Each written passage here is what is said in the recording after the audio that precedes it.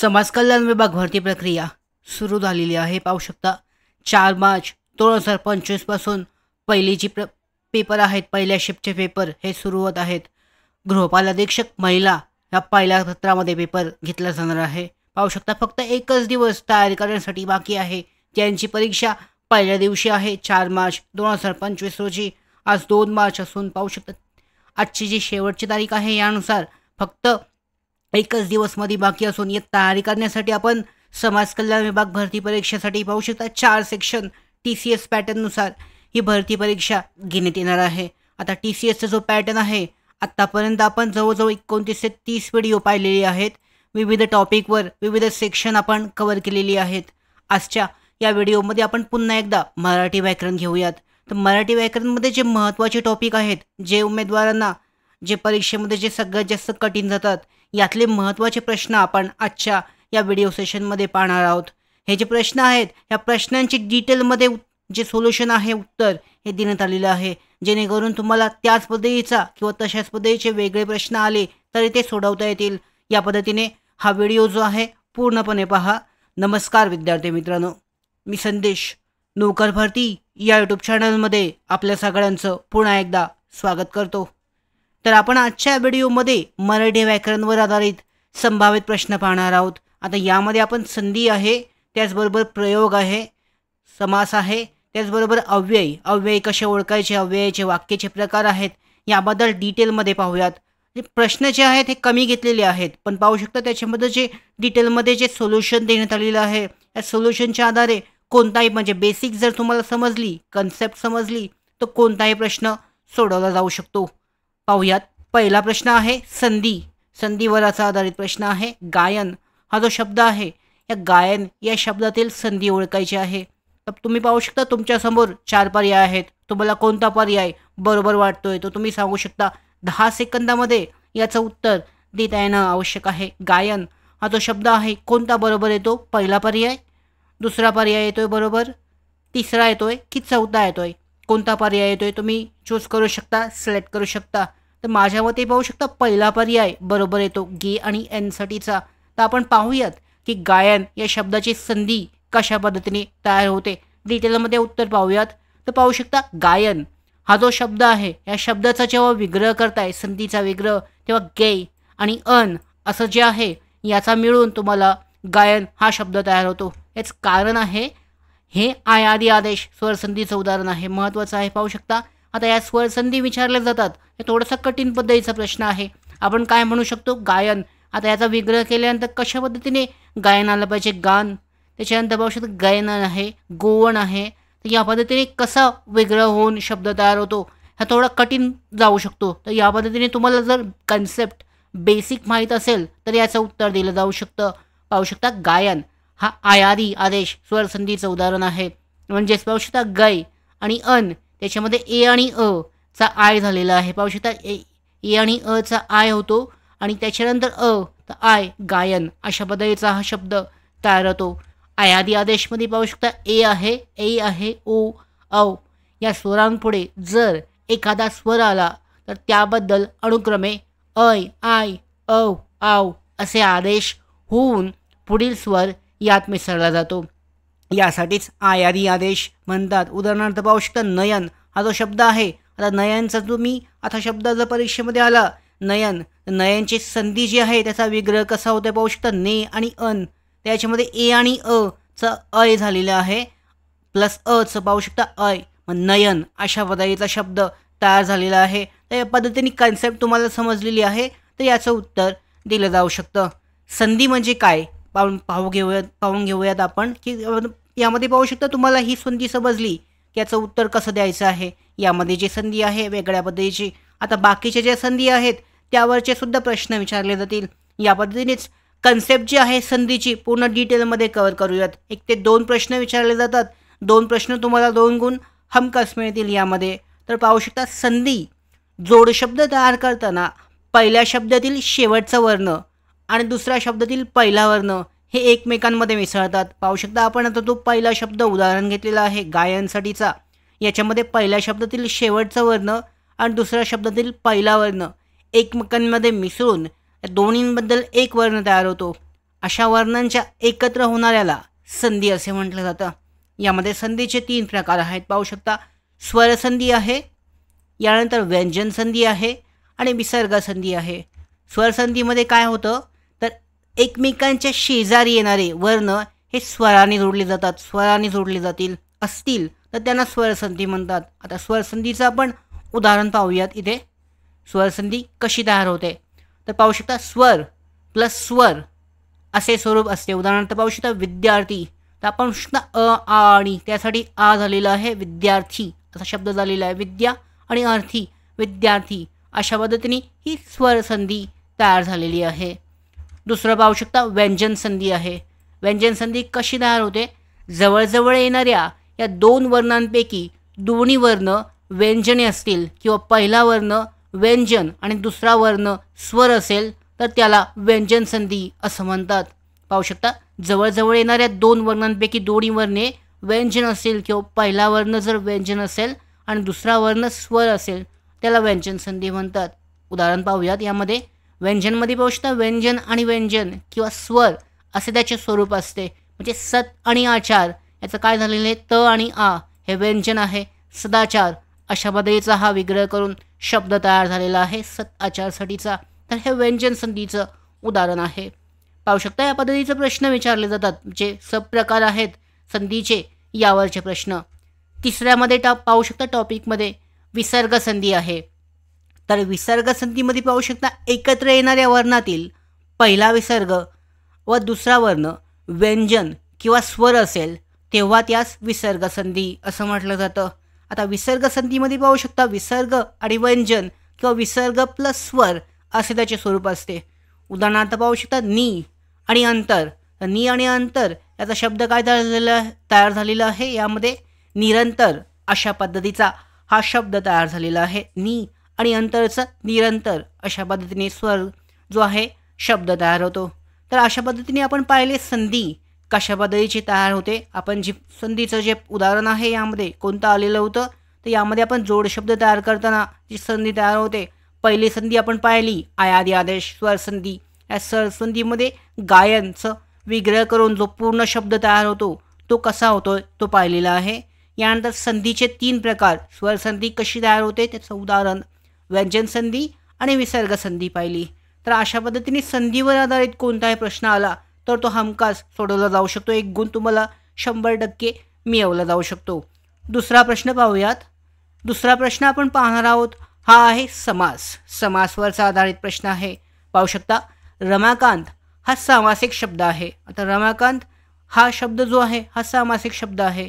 हा शब्द समासांच्या कोणत्या प्रकारातील आहे. 4 पर्याय तुमच्या समोर आहेत. सिलेक्ट करायचं आहे, निवडायचं आहे कोणता पर्याय बरोबर असेल. पर्याय पाहू शकता, द्विगु समास आहे, तत्पुरुष समास आहे, द्वंद्व समास आहे की बहुव्रीही समास आहे. रमाकांत हा सामासिक शब्द आहे. आता हा समास कोणत्या प्रकारातील आहे. पाहू शकता, रमाकांत हा शब्द कोणत्या समासातील आहे. तुम्हाला समासांचे जर प्रकार कसे ओळखायचे माहीत असणं महत्त्वाचं आहे. म्हणजे कोणतं पद महत्त्वाचं आहे त्यावरून आपण समासाचे प्रकार ओळखतो. आता रमाकांतचं उत्तर पाहूयात आपण. रमाकांत हा जो सामासिक शब्द आहे हा समासाच्या बहुव्रीही या समासातील आहे. पाहू शकता, बहुव्रीही हा जो समास आहे या समास प्रकारातील आहे. म्हणजे या पर्यायामधून तो पर्याय क्रमांक 4 आहे बरोबर आहे. रमाकांत हा बहुव्रीही समास आहे. यामध्ये बहुव्रीही समास आहे. आता बहुव्रीही समास कसा आहे याबद्दल आपण डिटेलमध्ये जाणून घेऊयात. तर इथे पाहू शकता, रमाकांत हे समानाधिकरण विभक्ती बहुव्रीही समासाचे उदाहरण आहे. म्हणजे पाहू शकता, रमाकांत या सामासिक शब्दात दोन्ही पदे महत्त्वाची नसून त्या 2 पदांशिवाय तिसऱ्याच पदाचा बोध होत आहे. म्हणून पाहू शकता, रमाकांत हे बहुव्रीही समासाचे उदाहरण आहे. विग्रह करू शकता तुम्ही. विग्रह केल्यानंतर त्याचं जे उत्तर आहे ते तुम्हाला समजतं. यामध्ये पाहू शकता, रमाकांत हा जो शब्द आहे विग्रह केल्यानंतर रमा आहे कांता ज्याची तो म्हणजे विष्णू. आता यामध्ये पाहू शकता, हे दोन्ही पदे महत्त्वाची नसून त्यावरून तिसऱ्या गोष्टीचा बोध होतो म्हणजेच विष्णू. तर यामध्ये प्रथमा विभक्ती आहे म्हणजेच बहुव्रीही याचं उदाहरण म्हणजेच बहुव्रीही समासाचं हे उदाहरण आहे. म्हणजे बहुव्रीही समास यासाठी बरोबर उत्तर आहे रमाकांत. हा जो सामासिक शब्द आहे हा समासाच्या बहुव्रीही समासातील प्रकार आहे. म्हणजे दोन्ही पदे महत्त्वाची नसतात. पाहू शकता यामध्ये तत्पुरुष समास, द्वंद्व समासमध्ये दोन्ही पदे महत्त्वाची असतात. त्याच्यानंतर अव्ययीभावामध्ये पहिलं पद, तत्पुरुषमध्ये दुसरं पद, अशा पद्धतीने याची प्रकार असतात. डिटेलमध्ये पाहूयात आपण रमाकांत. तर याबद्दलचा रमाकांतचा आपण बहुव्रीही समासामध्ये येतं. तर बहुव्रीही समास कसा ओळखायचा पाहू शकता.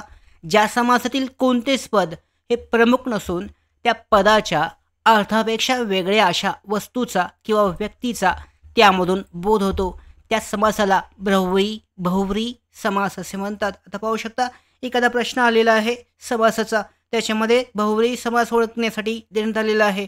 तर बहुव्रीही समास ओळखताना दोन्ही पदे तुम्ही जर तो पूर्ण शब्द पाहिलात, 2 पदे आहेत, 2 शब्द आहेत, यामध्ये कोणतंच पद महत्त्वाचं नसून त्यावरून तिसऱ्याचा बोध होतो म्हणजे बहुव्रीही आहे. आता या बहुव्रीहीमध्ये 4 प्रकार आहेत ते पाहूयात आपण. विभक्ती बहुव्रीही आहे, नत्र बहुव्रीही समास आहे, सहबहुव्रीही समास आहे आणि प्रति बहुव्रीही समास आहे. तर यामध्ये पाहू शकता विभक्ती बहुव्रीही समास ज्या समासाचा विग्रह करताना शेवटी एक संबंधी सर्वनाम येते. अशा सर्वनामांची जी विभक्ती असेल त्या विभक्तीचे नाव समासाला दिले जाते. त्याला विभक्ती बहुव्रीही समास असे म्हणतात. आता पाहू शकता यामध्ये विभक्ती बहुव्रीही समासाचे 2 प्रकार आहेत. 2 प्रकार कोणते? तर यामध्ये समानाधिकरण आहे. या समासात विग्रह करताना दोन्ही पदे ही एकाच विभक्तीतील असतात. उदाहरणार्थ पाहू शकता वक्रतुंड आहे, वक्र आहे, तुंड तोंड, ज्याचे तो गणपती, प्रथमा विभक्ती यामध्ये असमानाधिकरण आहे. त्याच्यानंतर व्याधिकरण, आता एवढं डिटेलमध्ये विचारत नाहीत पण तुम्ही पाहू शकता यामध्ये तयारी करताना याच्यामध्ये जे प्रश्न आहेत ते समजून घेतलं कन्सेप्ट तर याचं उत्तर चांगल्या पद्धतीने लगेच दिलं जाऊ शकतं, लगेच लक्षात येते. यामध्ये व्याधिकरण हा जो समास आहे या समासात विग्रह करताना दोन्ही पदे भिन्न विभक्तीत असतात. यामुळे पाहू शकता. यानंतर उदाहरण पाहू शकता यामध्ये चक्रपाणी, चक्र आहे पाणी असा तो विष्णू, यामध्ये सुद्धा बहुव्रीही समास आहे. बहुव्रीही समासाच्या उदाहरणामध्ये हा दुसऱ्या पद्धतीचा समास पाहू शकता, प्रथमा सप्तमी आणि विभक्ती आहे यामध्ये. याच्यानंतर नत्र बहुव्रीही समास आहे. यामध्ये पाहू शकता ज्या समासाचे पहिले पद हे नकारदर्शक असते त्याला नत्र बहुव्रीही समास म्हणतात. आता या समासातील पहिल्या पदात न, अन, नी अशा नकारदर्शक शब्दांचा वापर केला जातो. उदाहरणार्थ पाहू शकता अनाथ, ज्याला नाथ नाही असा तो. यामध्ये दोन्ही शब्द महत्त्वाचे नाही आहेत पण त्याच्यावरून तुम्हाला तिसऱ्या शब्दाचा बोध झाला आहे, पण नकारार्थी आहे म्हणजेच बहुव्रीही समास आहे हे नक्की, पण नत्र बहुव्रीही समास यासाठी म्हटलं जातं. पुढचं पाहू शकता यामध्ये प्रकार आहे सह बहुव्रीही समास. ज्या बहुव्रीही समासाचे पहिले पद सह किंवा स अशी अव्यय असून समासिक शब्द एखाद्या विशेषणाचे कार्य करतो त्यास सहबहुव्रीही समास म्हणतात. उदाहरणार्थ पाहू शकता सवर्ण आहे, वर्णासहित असा तो याचं उत्तर आहे. तर पाहू शकता पुढचा प्रकार जो आहे प्रदि बहुव्रीही समास. यामध्ये बहुव्रीही समासाचे पहिले पद प्र, परा, अप, दूर, सु, वी अशा उपसर्गाने युक्त असेल तर त्याला प्रति बहुव्रीही समास असे म्हणतात. उदाहरणार्थ पाहू शकता सुमंगल, पवित्र आहे असे सुमंगल यात स वापरण्यात आलेला आहे सुरुवातीला. तर या पद्धतीने हे बहुव्रीही समासाची उदाहरणं आहेत. तर या पद्धतीने तत्पुरुष समास कसा आहे तो सुद्धा आपण डिटेलमध्ये पाहूयात. सगळे समासाचे जर प्रकार तुम्हाला जर लक्षात आले तर यावरचा आधारित कोणताही प्रश्न आला तर तो सोडवला जाऊ शकतो. म्हणजे जास्तीत जास्त प्रश्नांची सराव करणं जसं आवश्यक आहेच, पण जर डिटेलमध्ये बेसिक जर माहीत असेल तर कोणत्याही प्रश्नाला त्याचं उत्तर लगेच दिलं जाऊ शकतं. आता तत्पुरुष समास काय आहे तर पाहू शकता ज्या समासात दुसरे पद महत्त्वाचे असून, पाहू शकता 2 पदे आहेत त्यामध्ये दुसरं पद महत्त्वाचं असून समासाचा विग्रह करताना गाळलेला शब्द किंवा विभक्ती प्रत्यय हा लिहावा लागतो त्यास तत्पुरुष समास असे म्हणतात. थोडक्यात ज्या समासात दुसरा शब्द प्रधान महत्त्वाचा असतो याला तत्पुरुष समास असे म्हटलं जातं. यामध्ये पाहू शकता तत्पुरुष समासाचे 7 एकूण उपप्रकार आहेत. यामध्ये विभक्ती तत्पुरुष आहे, अलुक तत्पुरुष आहे, उपपद तत्पुरुष आहे, नत्र तत्पुरुष आहे, कर्मधारय तत्पुरुष आहे, द्विगु समास आहे आणि मध्यम पदलोभी समास आहे. डिटेलमध्ये पाहूयात ह्या समासाची उदाहरणं. कारण पाहू शकता असं डायरेक्टली तत्पुरुष समास विचारण्याऐवजी त्याच्या प्रकारांचा जो प्रश्न आहे हे जास्त विचारले जातात. थोडी काठिण्य पातळी जास्त असते. तर द्विगु समास जो आहे ज्या कर्मधारय समासातील पहिले पद हे संख्याविशेषण असते. संख्याविशेषण असते व सामासिक शब्दातून एक समूह सुचवला जातो. याला द्विगु समास म्हणतात. उदाहरण पाहू शकता यामध्ये संख्याविशेषण सप्ताह 7 दिवसांचा समूह म्हणण्यात आलेला आहे. द्विगु समास म्हणजे संख्याविशेषण आहे. यामध्ये संख्याविशेषण त्यामध्ये आलेलं असतं. द्वंद्व समासमध्ये पाहू शकता द्वंद्व समास असा आहे ज्या समासातील दोन्ही पदे अर्थदृष्ट्या समान दर्जाची किंवा महत्त्वाची असतात त्यास द्वंद्व समास असे म्हणतात. या समासातील पदे अथवा व किंवा उभयान्वयी अव्ययाने जोडलेले असतात. यामध्ये पाप पुण्य आहे. दोन्ही पदे महत्त्वाची आहेत. पाप आणि पुण्य दोन्ही समान अर्थाची आहेत. द्वंद्व समासामध्ये एकूण 3 प्रकार आहेत. पाहू शकता इतरेत्व द्वंद्व समास आहे, वैकल्पिक द्वंद्व समास, समाहार द्वंद्व समास. तर इतरेत्व जो द्वंद्व समास आहे ज्या समासाचा विग्रह करताना आणि व ही समुच्चयबोधक उभयान्वयी अव्ययांचा उपयोग करावा लागतो आणि इतरेत्व द्वंद्व समास असे म्हणतात. उदाहरणार्थ पाहू शकतो यामध्ये इतरेत्व द्वंद्व समासाचं उदाहरण स्त्री पुरुष, स्त्री आणि पुरुष इथे आणि वापरण्यात आलेलं आहे. इतरेत्व द्वंद्व समास आहे. यानंतर पाहू शकता वैकल्पिक द्वंद्व समास ज्या समासाचा विग्रह करताना किंवा अथवा वा ही विकल्पबोधक उभयान्वयी अव्ययांचा उपयोग करावा लागतो त्यास वैकल्पिक द्वंद्व समास असे म्हणतात. उदाहरण पाहू शकता न्याय अन्याय. यासाठी पाहू शकता न्याय अथवा अन्याय वापरण्यात आलेला आहे. म्हणजे हा वैकल्पिक द्वंद्व समास आहे. यानंतर समाहार द्वंद्व समासमध्ये पाहू शकता समासातील पदांचा विग्रह करताना त्यातील पदांचा अर्थाशिवाय त्याच जातीच्या इतर पदांचा त्यात समावेश केलेला असतो त्यास समाहार द्वंद्व समास असे म्हणतात. उदाहरणार्थ पाहू शकता केर कचरा आहे. केर कचरा व इतर त्याच्यामध्ये इतर तत्सम इतर टाकाऊ अशा पद्धतीचा प्रश्न याच्यामध्ये विग्रह केला जातो. या पद्धतीने समाहार द्वंद्व समास आहे. तर तुम्हाला महत्त्वाचे जे प्रकार आहेत समासाचे 4 हे जर लक्षात ठेवलं कोणतं पद त्यातील महत्त्वाचं आहे त्यानुसार तुमच्याचे लक्षात येऊ शकतं. तर अशा पद्धतीने आपण हे प्रश्न पाहिलेले आहेत. आता तिसरा प्रश्न जो आहे हा आपण अव्ययावर आधारित प्रश्न पाहूयात. यावर सुद्धा पाहू शकता अव्यय जो तुम्हाला जर हा प्रश्न समजला आणि डिटेलमध्ये तुम्ही सोल्युशन जे आहे डिटेलमध्ये बघितलं तर तुम्हाला कोणताही प्रश्न आला अव्ययावरचा तो सोडवला जाऊ शकतो. तिसरा प्रश्न आहे च. त्याच्यानंतर ही आहे, ना आहे, सुद्धा, फक्त, देखील ही कोणती अव्यय आहेत, कोणत्या प्रकारची अव्यय आहेत. पर्यायामध्ये पर्याय पहा पहिल्यांदा. क्रियाविशेषण अव्यय आहे, शब्दयोगी अव्यय आहेत, केवळ प्रयोगी अव्यय आहेत की यामध्ये उभयान्वयी अव्यय आहेत. उत्तर पाहू शकता च, ही आणि ना. तुम्ही 10 सेकंदामध्ये तुम्हाला हे उत्तर देता आलं आवश्यक आहे. च, ही, ना, सुद्धा, फक्त, देखील ही कोणत्या पद्धतीची अव्यय आहेत या पद्धतीचं उत्तर पाहू शकता. ही सगळी जी आहेत ही शब्दयोगी अव्यय आहेत, शब्दयोगी पद्धतीची अव्यय आहेत. कारण पाहू शकता च, ना, फक्त हे कैवल्यवाचक शब्दयोगी अव्यय या प्रकारात मोडतात. तर ही सुद्धा आणि देखील ही संग्रहवाचक शब्दयोगी अव्यय आहेत. आता हे उपप्रकार आहेत.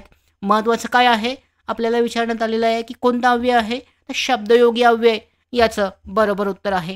आता डिटेलमध्ये शब्दयोगी अव्यय म्हणजे काय तर जी अव्यय नावे आणि नामाप्रमाणे योजलेले शब्द त्याच्या पुढे येऊन वाक्यातील इतर शब्दांशी संबंध दाखवतात त्यांना शब्दयोगी अव्यय म्हटलं जातं. पाहू शकता महत्त्वाचं आहे जी अव्यय नामे आणि नामाप्रमाणे योजलेले शब्द यांच्या पुढे येतात आणि त्या वाक्यातील इतर शब्दांशी संबंध दाखवतात यांना शब्दयोगी अव्यय म्हटलं जातं. आता शब्दयोगी अव्यय मुख्यतः नामाला किंवा नामाचे कार्य करणाऱ्या शब्दाला जोडली जातात पण कधीकधी ती क्रियापदे व क्रियाविशेषणे यांना सुद्धा लागतात. यानंतर शब्दयोगी अव्यय शब्दाला लागल्यावर बनलेला जोड शब्द त्याच वाक्यातील दुसऱ्या शब्दाशी संबंध दाखवतो. यामध्ये शब्दयोगी अव्यय हे अव्यय असल्याने त्यामध्ये लिंग वचन विभक्तीनुसार कोणताही बदल होत नाही. हे सुद्धा महत्त्वाचं आहे. काही वेळेला डायरेक्टली अशा पद्धतीने व्याख्याच विचारली जाते आणि त्याच्यामध्ये पाहू शकता एखादा शब्द गाळला जातो किंवा हे उदाहरण बरोबर आहे का चूक ते सांगायचं आहे अशा पद्धतीचा प्रश्न येऊ शकतो. यानंतर पाहू शकता शब्दयोगी अव्यय या शब्दाला लागताना त्या शब्दाचे सामान्य रूप होते, हे सुद्धा लक्षात ठेवणं आवश्यक आहे. शब्दयोगी अव्ययाचे अर्थावरूनचे प्रकार पाहू शकता. पहिला आहे यामध्ये कालदर्शक शब्दयोगी अव्यय. यामध्ये कोणकोणते आहेत? नंतर आहे, पावेतो, पुढे, पूर्वी, आधी, अगोदर असे शब्द आले तर कालदर्शक शब्दयोगी अव्यय आहे. दुसऱ्यामध्ये पाहू शकता गतिवाचक शब्दयोगी अव्यय. पासून आहे, पर्यंत, मधून, खालून, आतून हे गतिवाचक शब्दयोगी अव्यय आहेत. स्थलवाचकमध्ये पाहू शकता अलीकडे आहे, आत, जवळ, ठाई, नजीक, पाशी, पुढे, बाहेर, मध्ये, मागे आणि समोर हे सगळे स्थलवाचक शब्दयोगी अव्यय आहेत. करणवाचकमध्ये पाहू शकता कडून, करवी, द्वारा आहे, मुळे, योगे हे सगळे करणवाचक. संबंध दर्शवणारे विषयी, विषयी, संबंधी. हेतुवाचकमध्ये पाहू शकता साठी, अर्थी, निर्मित, अर्शी. त्याच्यानंतर स्वत्व आहे, प्रत्यर्थ, कारणे हे हेतुवाचक आहेत. या पद्धतीने कैवल्यवाचकमध्ये सुद्धा पाहू शकता कैवल्यवाचक शब्दयोगी अव्यय. चणा, मात्र, पण, केवळ, फक्त हे जे कैवल्यवाचक आहेत. डिटेलमध्ये पूर्ण PDF लिंक डिस्क्रिप्शन बॉक्समध्ये आहे, चेक करू शकता. यानंतर योग्यतावाचक आहे, तुलनावाचक आहे, व्यतिरेकवाचक आहे, संग्रहवाचक, सहाय्यवाचक आहे, भागवाचक, विनिमयवाचक. विनिमयवाचक काही वेळा विचारले जातात. विरोधवाचक सुद्धा विचारण्यात आलेली आहेत. परिणामवाचक सुद्धा विचारण्यात आली आहेत. पूर्णत्ववाचक सुद्धा आलेलं आहे. या पद्धतीने आहेत. आता क्रियाविशेषण अव्यय म्हणजे काय जाणून घेऊयात. तर क्रियाविशेषण अव्यय ही माहिती सांगून क्रियापदाची विशेष माहिती सांगून क्रियापदाची व्याप्ती मर्यादित करणाऱ्या शब्दाला क्रियाविशेषण असे म्हणतात. ज्याप्रमाणे पाहू शकता विशेषण हे नावाबद्दलची विशेष माहिती देते, त्याचप्रमाणे क्रियाविशेषण हे क्रियाबद्दल विशेष माहिती देते. यामध्ये केवळ प्रयोगी अव्यय जे आहे याचं सुद्धा जाणून घेऊयात. जे वेगवेगळे अव्यय आहेत यावरचे आता आपण एक शब्दयोगी अव्यय जाणून घेतलं, त्याचं उदाहरण आपल्याला समजलेलं आहे. तर बाकी सुद्धा महत्त्वाचे आहेत, प्रकारचे आहेत. क्रियाविशेषण अव्यय, नंतर केवळ प्रयोगी अव्यय. तर आपल्या मनातील दुःख, आश्चर्य इत्यादी भावनाच्या व्यक्त करणाऱ्या शब्दांना केवळ प्रयोगी अव्यय किंवा उद्गारवाचे शब्द म्हटलं जातं. केवळ प्रयोगी जास्त लवकर लक्षात येऊ शकतं. असं जर उद्गारवाचक चिन्ह आलं तर याचा अर्थ आहे ते केवळ प्रयोगी अव्यय आहे.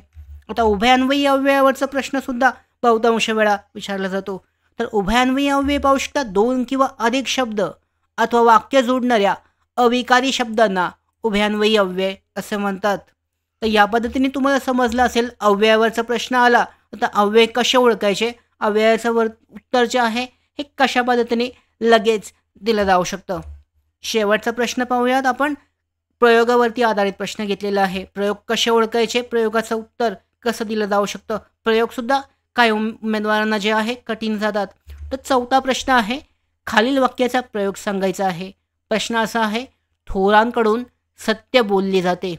यासाठी कोणता प्रयोग असेल? 10 सेकंदामध्ये उत्तर द्यायचं आहे. पर्याय पाहू शकता. प्रधान कर्तृक कर्मणी आहे, कर्तरी प्रयोग आहे, भावे प्रयोग आहे की नवीन प्रयोग कर्मणी प्रयोग आहे.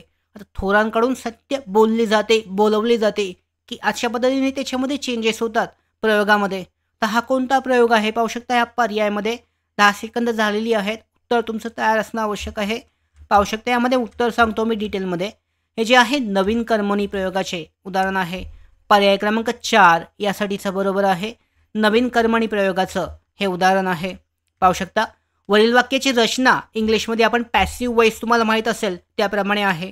तसेच वाक्यात थोर या कर्त्याला कडून प्रत्यय लागलेला आहे, म्हणून वरील वाक्य हे नवीन कर्मणी प्रयोगाचे उदाहरण आहे. का नवीन कर्मणी प्रयोगाचे उदाहरण आहे किंवा कसं ओळखलं जातं हे तुम्हाला समजलं असेलच. त्या ॲक्टिव्ह वॉइस पॅसिव्ह वॉइस आपण बोलतो इंग्लिशमध्ये, इंग्रजी व्याकरणमध्ये तेच प्रयोग आहेत कर्मणी, कर्तरी. नवीन कर्मणी प्रयोग कसा असतो, या प्रयोगात इंग्लिशमधील पॅसिव्ह वॉइसप्रमाणे वाक्याची रचना आढळते. तसेच वाक्याच्या सुरुवातीला कर्म येते व कर्त्याला कडून प्रत्यय असतो. पाहू शकता उदाहरणार्थ आहे चोर पोलिसांकडून, इथं कडून वापरण्यात आलेलं आहे. पाहू शकता कडून असं पद्धतीने याच्यामध्ये आलेलं आहे, म्हणजेच नवीन कर्मणी प्रयोग आहे. प्रयोगमध्ये पाहू शकता कर्त्याची व कर्माची क्रियापदाशी जी जुळणी, ठेव आणि रचना असते तिला व्याकरणात प्रयोग असे म्हणतात. प्रयोग ओळखण्यासाठी कर्ता, कर्म आणि क्रियापद यांची आवश्यकता असते. आता प्रयोगामध्ये सुद्धा 3 प्रकार आहेत. आणि यावरच प्रश्न विचारले जातात. बहुतांश उमेदवारांचे उत्तरं चुकतात. तर हे महत्त्वाचं आहे. कन्सेप्ट समजणं आवश्यक आहे. पाहू शकता कर्तरी प्रयोग आहे, कर्मणी प्रयोग आहे आणि भावे प्रयोग आहे. कर्तरी प्रयोग कसा असतो व्याख्या पाहूयात. जेव्हा वाक्यात क्रियापदाचे रूप हे कर्त्याच्या लिंग, पुरुष आणि वचनानुसार बदलत असेल कर्तरी प्रयोगमध्ये, तर त्या प्रयोगास कर्तरी प्रयोग असे म्हणतात.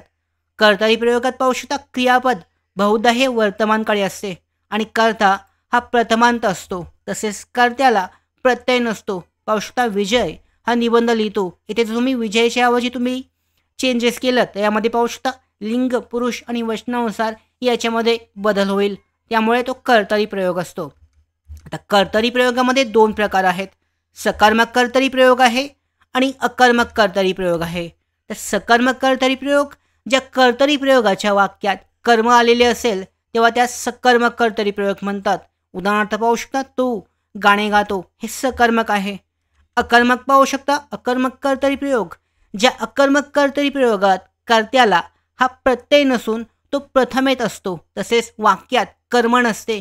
या प्रयोगात क्रियापदाचे रूप हे कर्त्याचे लिंग आणि वचन यानुसार बदलते. म्हणजेच कर्ता धातुरूपेश असतो. उदाहरणार्थ पाहू शकता राजाला मुकुट शोभतो. आता यामध्ये कर्म आलेले नाही आहे, म्हणजेच अकर्मक कर्तरी प्रयोग आहे. तर अशा पद्धतीने तुम्हाला हे प्रयोग ओळखायचे आहेत.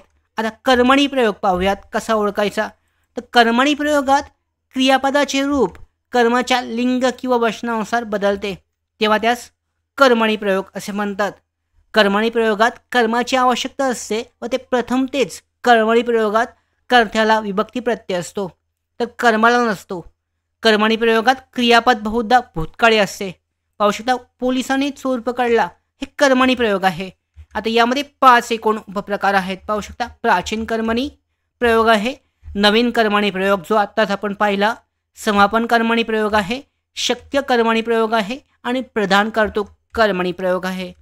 यानुसार पाहू शकता प्रधान कर्तृक कर्मणी प्रयोग म्हणजे कर्मणी प्रयोगात कर्माच्या लिंग वचनानुसार क्रियापद बदलत असली तर या प्रकारात कर्ताच महत्त्वाचा असतो. आपण जसे दैनंदिन जीवनात बोलतो की तसे सारे वाक्य असते, फक्त कर्त्याला प्रत्यय असतो व कर्माला प्रत्यय नसतो. उदाहरणार्थ पाहू शकता त्याने अभ्यास केला, हे प्रधान कर्तृक कर्मणी प्रयोग आहे. यानंतरचा प्रयोग आहे भावे प्रयोग. हा सुद्धा महत्त्वाचा आहे. यावर भरपूर प्रश्न विचारले जातात. भावे प्रयोग पाहू शकता जेव्हा कर्त्याच्या किंवा कर्माच्या लिंग किंवा वचनात बदल करूनही क्रियापदामध्ये बदल होत नाही तेव्हा त्या प्रयोगास भावे प्रयोग म्हणतात. या प्रयोगात कर्ता व कर्माला प्रत्यय असतो आणि भावे प्रयोगाचे सकर्मक व अकर्मक असे 2 प्रकार आहेत. ते सुद्धा जाणून घेणं आवश्यक आहे. यामध्ये पाहू शकता इथे अकर्मक भावे प्रयोग जो आहे, ज्या भावे प्रयोगाच्या वाक्यात कर्म आलेले नसल्यास त्यास अकर्मक भावे प्रयोग म्हणतात. अकर्मक भावे प्रयोगात क्रियापद विद्यार्थीच असते. तसेच अकर्मक शक्यता क्रियापदांचा नेहमीचा भावे प्रयोग असतो. उदाहरणार्थ पाहू शकता त्याला आता पळवले, पळवते अशा पद्धतीचा शब्द आहे, हा अकर्मक भावे प्रयोग आहे. यानंतर पाहू शकता सकर्मक भावे प्रयोग कसा येईल. ज्या भावे प्रयोगाच्या वाक्यात कर्म आलेले असल्यास त्या सकर्मक भावे प्रयोग म्हणतात. पाहू शकता श्यामने गाईला बांधले हा जो शब्द आहे या शब्दामध्ये सकर्मक भावे प्रयोग आहे. तर अशा पद्धतीने ही उदाहरणं आहेत यामध्ये आपण पाहिलेली आहेत. आपण पहिल्यांदा काय पाहिलं, संधी पाहिली, समास पाहिलाय, त्याच्यानंतर अव्यय जे आहेत हे पाहिलेले आहेत आणि प्रयोग पाहिलेले आहेत. असे महत्त्वाचे प्रश्न आहेत. आता यावरचा कोणताही प्रश्न आला तर या पद्धतीने तुम्ही जर डिटेलमध्ये कन्सेप्ट समजून घेतलीत तर कोणताही प्रश्न आला तर त्याचं उत्तर दिलं जाऊ शकतं आणि त्याची उदाहरणं तुम्ही जास्तीत जास्त सोडवू शकता. अशा पद्धतीने तयारी करणं आवश्यक आहे. याची डिटेलमध्ये लिंक आहे, PDF लिंक डिस्क्रिप्शन बॉक्समध्ये.